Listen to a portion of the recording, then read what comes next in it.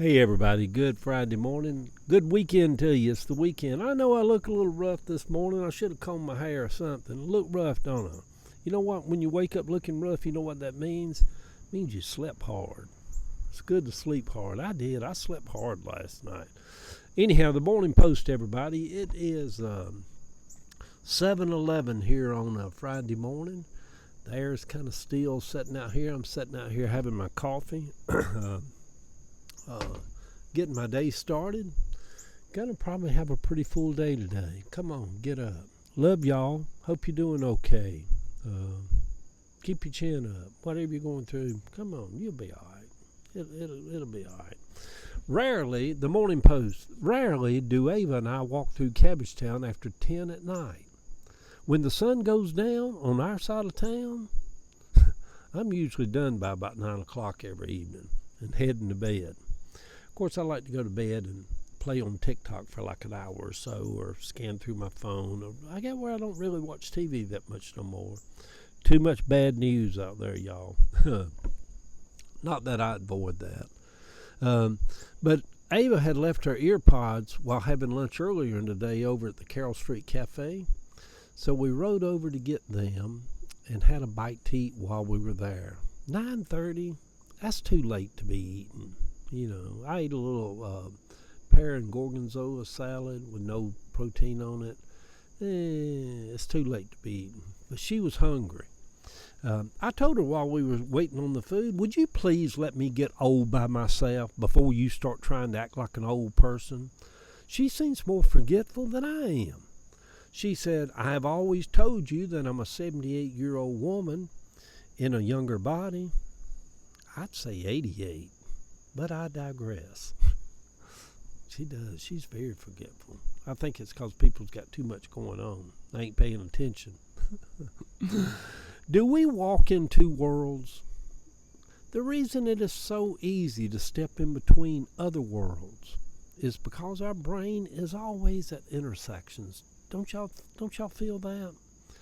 I seem to be able to see my kinsfolks while sitting on the little mill house porches last night, late after 10 o'clock, walking up Brent Avenue. I could see Granny and Colleen, and just the memories flood through my mind when I'm over in Cabbagetown. It's like stepping back into another time. The air was heavy last night and just warm and still. As we walked up Pickett's Alley, Ava asked me, "Is that little house for 1.3 million that is for sale?" I said, "It sure is." That brought me back to the real world.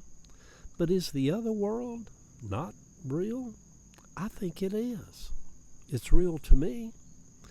Stepping out of the house late yesterday evening to go on our daily walk, I heard Ava kind of gasp for a little bit, and I looked up, and I seen this bold rainbow just curved and hovered over Constance's house. It kind of just surprised me that it was over the house, and it was so bold.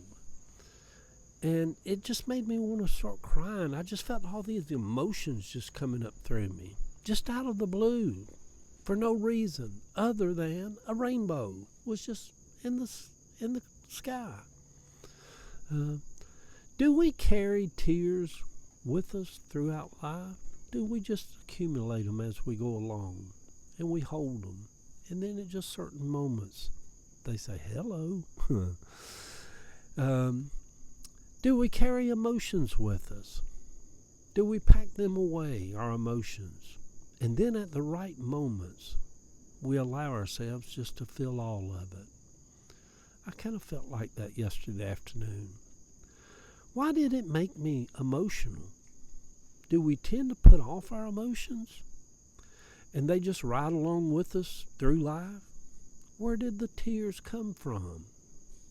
Was it from standing by Debbie's bed the other day as she laid there lifeless?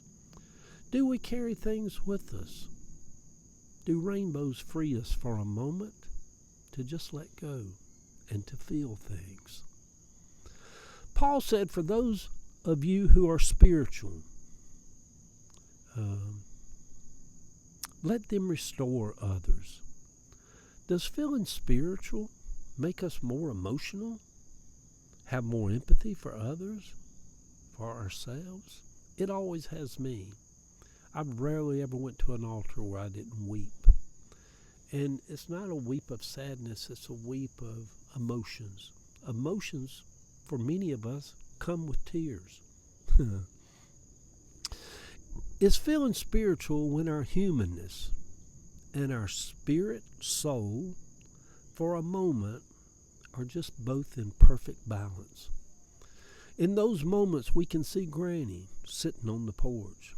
We can see Debbie in that better place, no longer bound by just a horrible body that was failing her.